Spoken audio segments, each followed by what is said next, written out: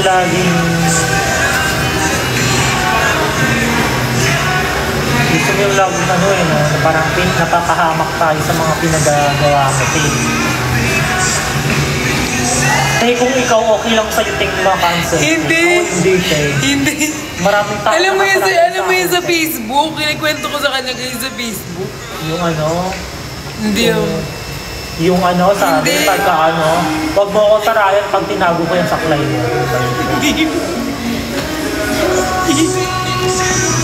Hindi yun!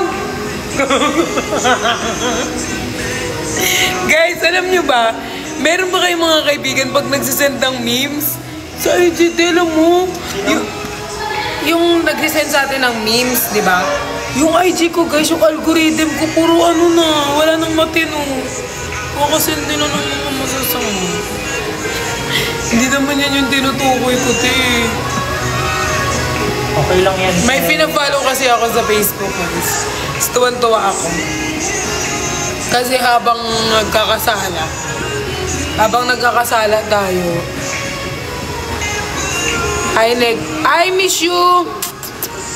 See you soon sa papunta Pampanga.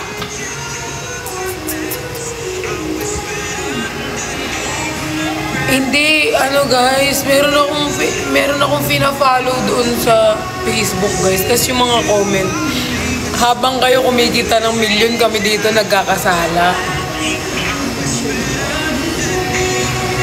Te. Ano ba, te? Tama na nga, oo. Natema sa takot tao, pero hindi ako nangaargabyado ng ibang tao, te. Gets mo ba? Bakit sinasabi mo ba nakagrabyado ako? Sana gets mo. Kanina nga, te, may nakasalubong tayong ka-caller ko, te, gumanyang ka, te. Lote, napakaso. Ginagawa mo akong masama sa mata ng padla. Galit. Sabi mo, Perero? Te, kung ikaw nakakatawa sa iyo yung kakulay mo. Yes, ako hindi. Eme. Anong tawag mo sa akin ng isang araw? Tawag saan? Hindi tawag mo sa akin ng isang araw. Isang araw? Kaya ni Zuzu. Ano yun? Parang wala naman. Ikaw, te, gusto mo talaga yung nakakancel yung mga friends mo. Guys, next time magre-record na ako. Si Jungkook gusto na umuwi ng Pinas. Ito yung ingay mo, te. Sabi ko kanina, wag maingay. Tapos ito yung maingay. Baka mapikon si Imida, labas ka matulog.